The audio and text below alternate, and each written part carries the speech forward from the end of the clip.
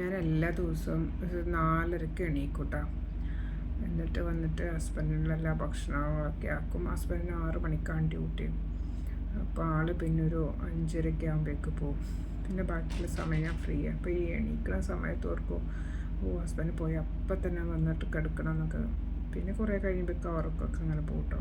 ഇപ്പോൾ ഇവിടെ സമയം 7 മണിയായി. എനിക്ക് പിന്നെ ഇങ്ങനെ ഉറക്കമൊക്കെ വരുന്നുണ്ട്, തലവേദനയൊക്കെ ആവുന്നുണ്ട്. പിന്നെയുള്ള എൻ്റെ പരിപാടികൾ ഹസ്ബൻഡ് പോയി കഴിഞ്ഞാൽ ഇതുപോലെ ജോബ് സെർച്ചിങ് ആണ്. കുറേ കാലമായി ഞാൻ ഇങ്ങനെ സെർച്ച് ചെയ്യണം, ഒന്നും ആയൊന്നുമില്ല.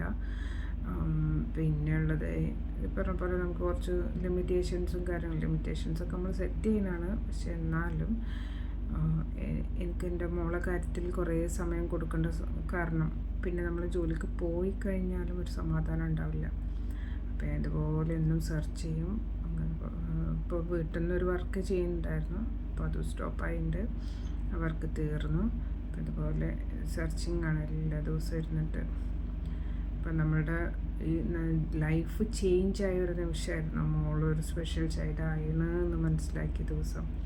അതിനുശേഷം നമ്മളുടെ എല്ലാ സ്വപ്നങ്ങളും ഒക്കെ നമുക്കിത് ഒരു സൈഡാക്കേണ്ടി വന്നു. പിന്നെ മോളെ റേസ് ചെയ്ത് കൊണ്ടുവരാനുള്ള പരിപാടികളായി.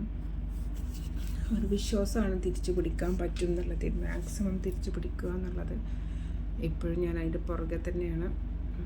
എത്രയായാലും എനിക്ക് ഒരു ജോലിക്ക് ഇവിടെ വിട്ടിട്ട് പോകുമ്പോൾ ഒരു സമാധാനമില്ല. അപ്പോൾ പിന്നെ സ്കൂളിൽ പോകുന്ന സമയത്താണ് ഞാൻ ഇതുപോലെ വർക്ക് ചെയ്യുന്നത്. ഇപ്പോൾ അത് സ്റ്റോപ്പായി പറഞ്ഞ പോലെ. ഇപ്പോൾ വേറെ ഒന്ന് കണ്ടുപിടിക്കാനുള്ള ശ്രമത്തിലാണ്. അതിൻ്റെ ഇടയിലാണ് ഒന്നുമില്ലാണ്ട് നിൽക്കുമ്പോഴാണ് ഭയങ്കരമായിട്ട് നമ്മൾ വല്ലാണ്ട് ഡ്രസ് പോകും. അങ്ങനെയാണ് ഞാൻ യൂട്യൂബ് ചാനൽ തുടങ്ങുന്നത്.